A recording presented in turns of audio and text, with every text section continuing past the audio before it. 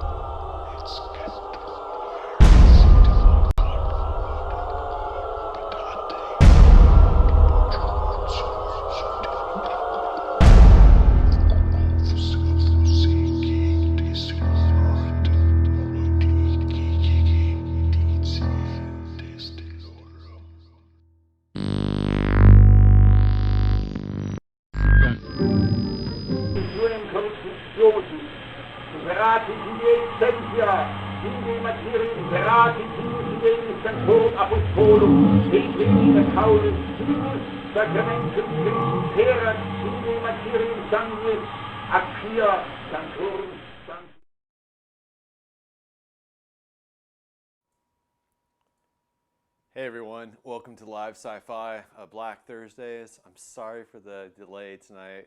First show glitches. We had some issues with our tech setup here, but we're all set to go. So a lot of you are probably asking what are Black Thursdays. We're going to be profiling unexplained paranormal topics such as ghosts, hauntings, exorcisms, possessions. And we're also going to be doing some live experiments. Now next Thursday we have a very special show set up. We're going to be actually doing an experiment which is called one-man hide and seek. It involves basically a ritual where we try to place a spirit into a doll and we play hide and go seek with it. So it's going to be a two-part show. We're going to start that show off at 7 o'clock where we do the first part of the ritual. Then at 3 in the morning we're going to do kind of like a live ghost hunt where we're going to see if we get any action from the doll. So with that being said, make sure you tune in next week, and if you could, please like and subscribe to our channel. Now, tonight we're going to be profiling, I picked 5 of the most kind of disturbing exorcisms that have taken place in modern history, and we're going to be talking about those and just doing kind of a top 5 list tonight. And some of these you may have heard of, and some of them we've covered in the past, but we're going to go ahead and cover them again. And some of them you probably have not have heard about. And a lot of you are probably wondering, you know, why is exorcism and possession such a popular topic? Well, that's because it's just been covered so much in the media. There's been a lot of movies such as The Rite, The Exorcist, and the list goes on and on and on. And there's going to be a couple new movies coming out that are going to profile exorcism as well. And a lot of these cases have actually, you know, such as, well, we'll talk about them, but a lot of them, they've kind of set the groundwork for these movies. And although, you know, in real life, people's heads don't spin around, some of the things that they do show in the movies does actually occur. So with that being said, the first case that we're going to actually cover right now is George Lukens. Now, George Lukens was an Englishman, and in this case happened, it started happening in 1778.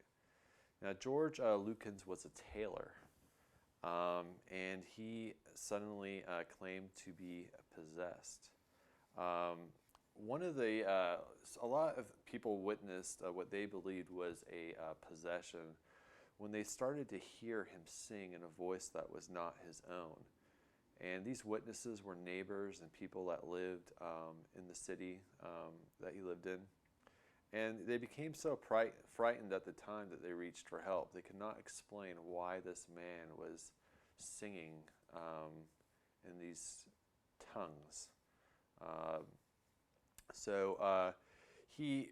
Before he actually got an exorcism and got help through the church, he spent over 20 months trying to get diagnosed for his condition. It was during this time that the nurses could not find out, or they had no clue what was going on. So they believed that his affliction was demonic in nature. As time progressed, and as he spent time in the hospital, and even when he got out, his symptoms and his symptoms got worse in nature. It was during this time that he claimed he was the devil himself, and he would be seen barking like a dog, and would once again, this guy loved to sing apparently.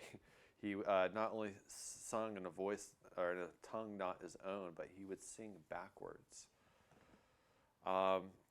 2 years later, in 1778, he was not only claiming to be possessed by the devil, but also by 7 demons.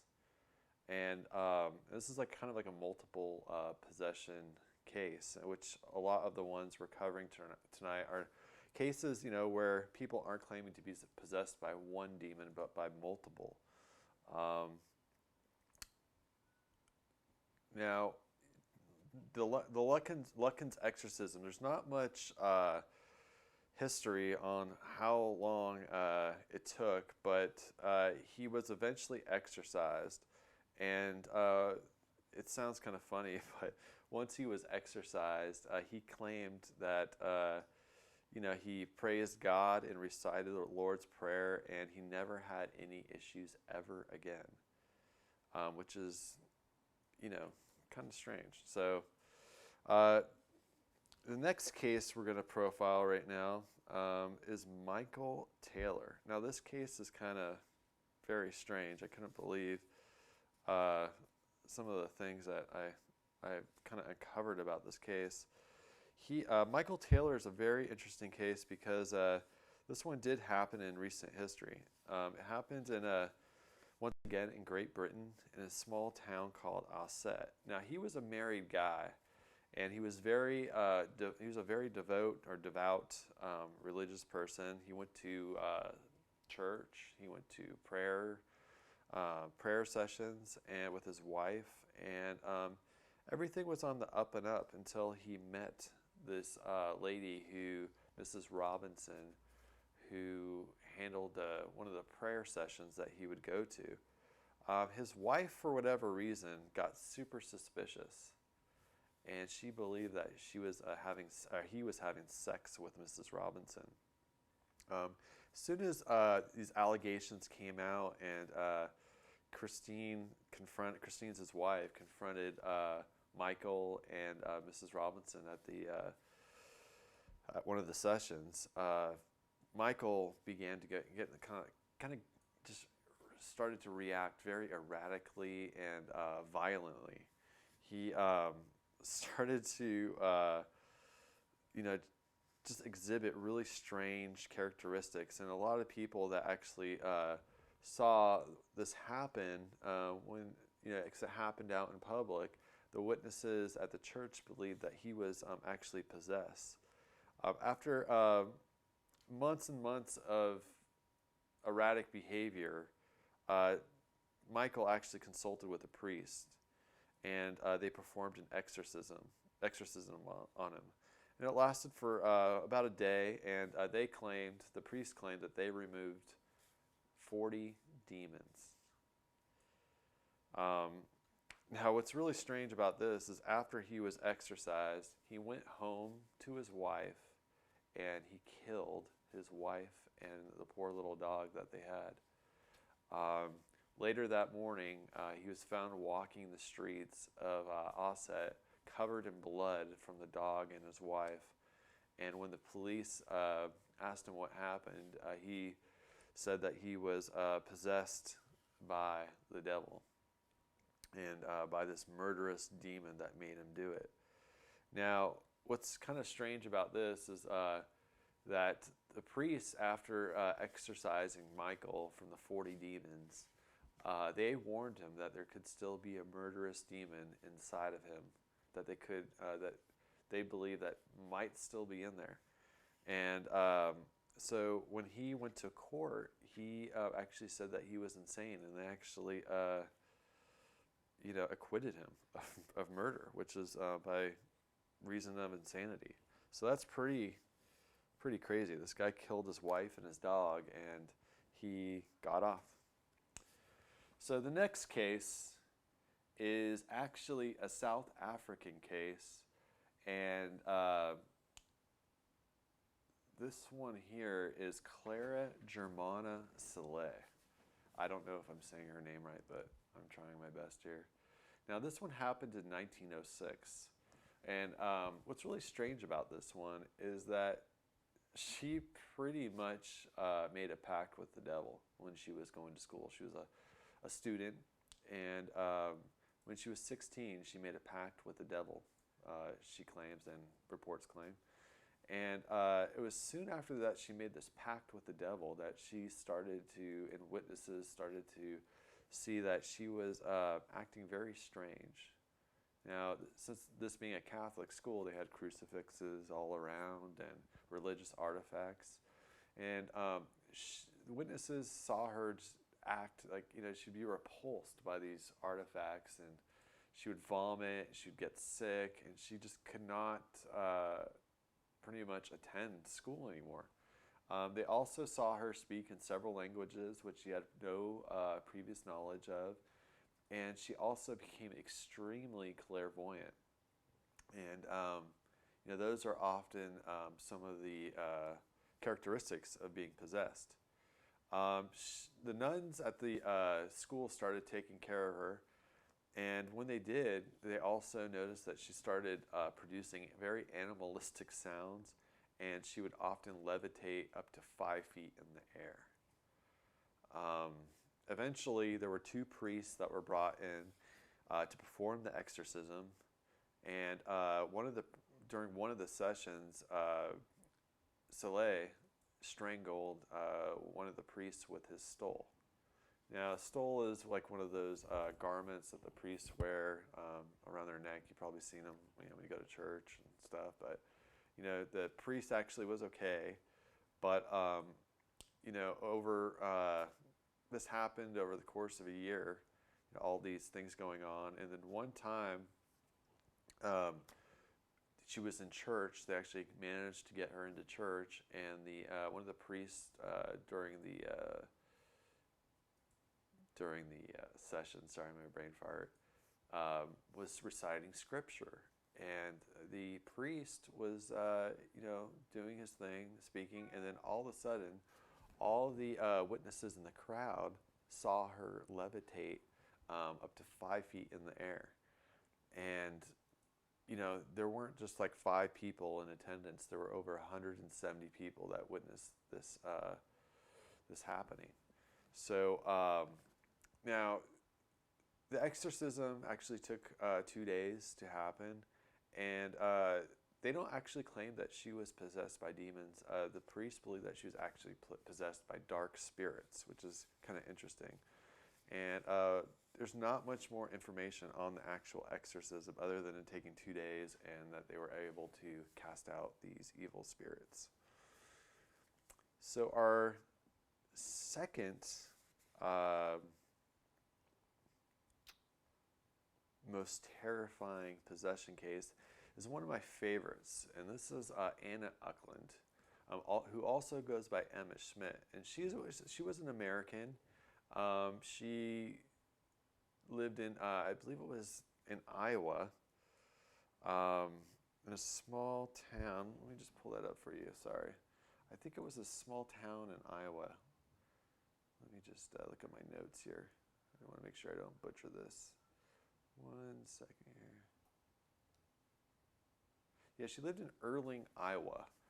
Now, she was only 14 years old when she started to exhibit signs of demonic oppression, let's say. But she became full-on possessed on and off. And she actually had 2 exorcism sessions done on her. One when she was 16 and another one when she was in her 20s. Now, what's fascinating about this case is that this Anna Uckland, or Emma Schmidt, the movie The Exorcist, Blatty actually took bits and pieces of her story and applied it to The Exorcist. She wasn't heavily into the cult. She was a devout Catholic, but her father and her aunt were actually known as witches. And what's really fucked up about this story is that they were pretty much praying to Satan to have her possessed. And they would also taint her food with spices that would help actually get the devil and the demons inside of her and retain them. So the first possession that she had was the first exorcism that she had was actually pretty successful. They were able to cast out the demons, and everything was fine for about 10 years, and then it started to happen again. And as soon as it happened again, she reached out for help. And it was at this time that she was placed into a covenant. And some of the signs that she exhibited were just, being clairvoyant. She spoke in weird tongues. She would levitate. She would spit. She would, when the nuns would bring her in food, sometimes behind closed doors or not even in her room, they would bless the food before bringing it to Emma. And when they would bring the food in, it's almost as if she knew that the food was blessed prior to eating it. So she would not eat it, and if she wouldn't even go near it. So the nuns started to actually not even bless the food, and then she would actually partake and eat the food.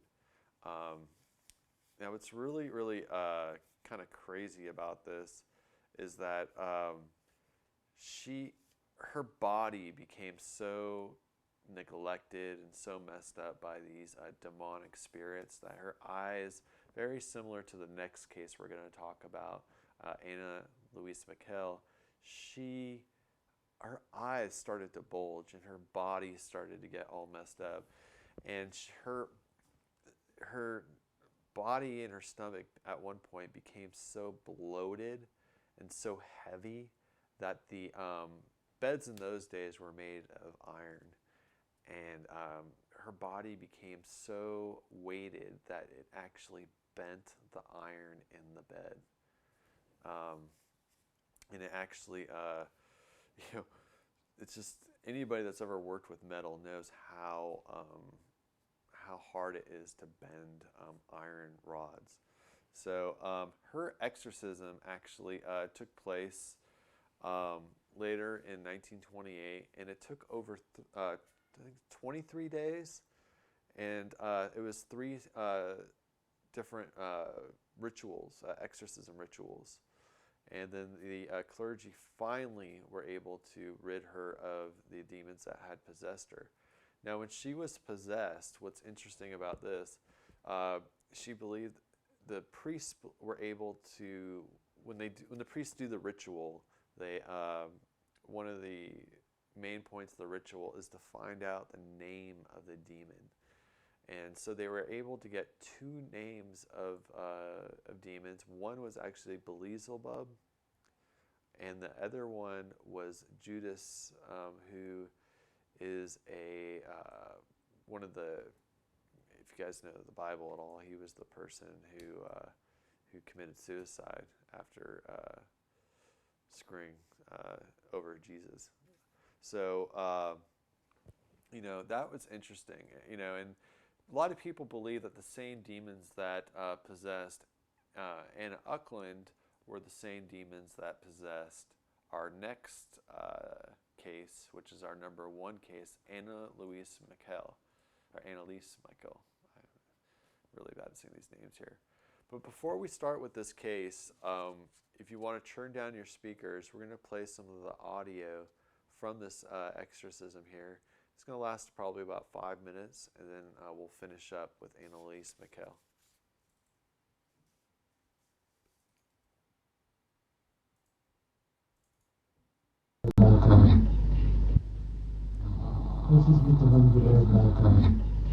Ja, der ist von den anderen, den haben die Katholiken so vielleicht, die sind von denen abgeguckt. Oh, dabei haben sie selber die wahre Lehre. Oh, die sind ja so. Oh. Ja, ja. Sage die volle Wahrheit. Da haben sie die wahre Lehre und laufen einen noch. Wie eine Hure. So, im Auftrag von der. Oh, hoffentlich schmeckt das euch. Nein! katholische Lehre unverfälscht wiedergegeben werden muss. Und dass man nichts übernehmen soll, was der katholischen Lehre Ja, schadet. ja, und dass sich die Katholiken und vor allem die Oberen wie eine Hure benehmen. Sie laufen den anderen nach, die überhaupt nicht schlecht sind. Ja, und den anderen ist hier noch mehr da. Welche besonders? Welche anderen? Welche anderen? Anglikaner? Katholisten? Sie sind ja dumm. Ja, eben die Katholiken. Wie eine Hure. Sie schmeißen ihre Lehre den Zorn zum Fraß. Es reicht! So muss Ich alles sag geschehen nichts im mehr. Namen des Vaters, Nein! des Sohnes und des Heiligen Geistes. Ich zwinge dich im Namen des Vaters und des Sohnes und des Heiligen Geistes. Sagen Sie das mal Ihrem Bischof. Ich zwinge dich im Namen des Vaters und des Sohnes und des Heiligen Geistes. Amen. Das soll das immer vor. Des Vaters Und die Scheiße ist noch. Das Babbelwerk. Und da wird mehr gebabbelt als sonst was kapiert. im Namen Jesu, im Namen Maria befehle ich dir alles zu sagen, was der Bischof wissen muss. Im Namen des Vaters Ja, und des Sohnes. in der Kirche muss das Scheiß weg. Genau. Im Namen Jesu befehle ich dir alles zu sagen. Im Namen des Vaters und Sie des kriegt's aus, wie machen Sie das wieder raus? Heiligen Geistes. Amen. Im Namen Jesu und im Namen Maria befehle ich dir alles zu sagen, was der Bischof wissen muss. Im Namen des Vaters und des Sohnes und des Heiligen Geistes. Amen. Was muss er noch wissen? Im Namen des Heiligen Gottes. Sage die Wahrheit. Im Namen der allerseligsten Jungfrau. Sag alles. Ja, die Bischöfe, die wüssten, was sie zu tun haben, wenn sie den Papst richten. Dann bräuchten sie keine Synode. Oh, aber das macht sie ja nicht mehr. Nö, der Papst, der ist ja für sie blöd. So ungefähr. Was zu sagen ist.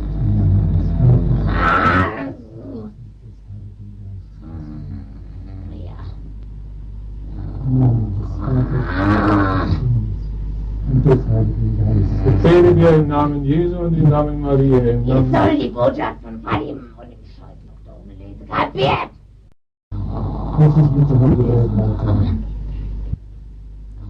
Das ist mit der Hand. All right, so those were some of the sounds of the Annalise Michael exorcism. Now, this is our number one case because she actually died. She didn't make it out of the exorcism.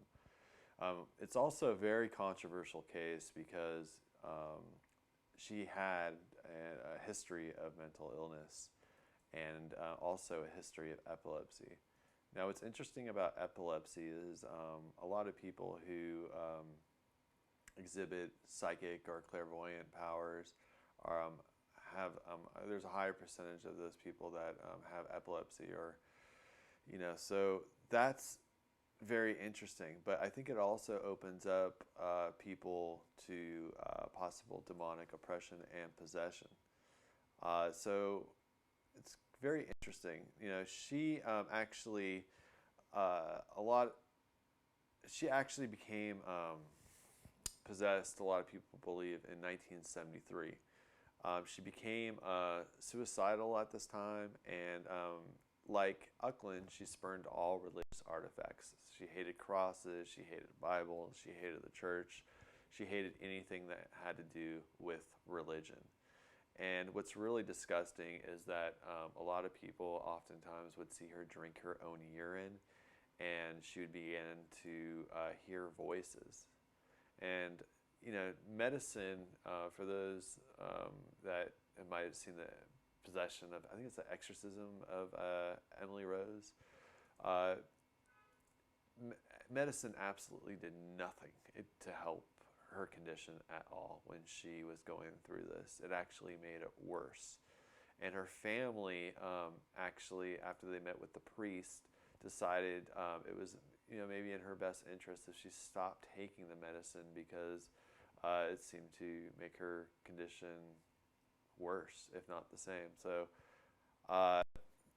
it was during this time that the police, after the priest, interviewed her, that the priest believed that she was possessed by demons. Now, I have met people that have had mental illnesses before, and I have never heard them talk like what is on these tapes. I've never seen them climb up walls or levitate. So I believe that mental illness is one thing, but demonic possession is a completely different other thing. So it is possible that she had mental illness and was possessed, but I believe that no matter what, she was possessed.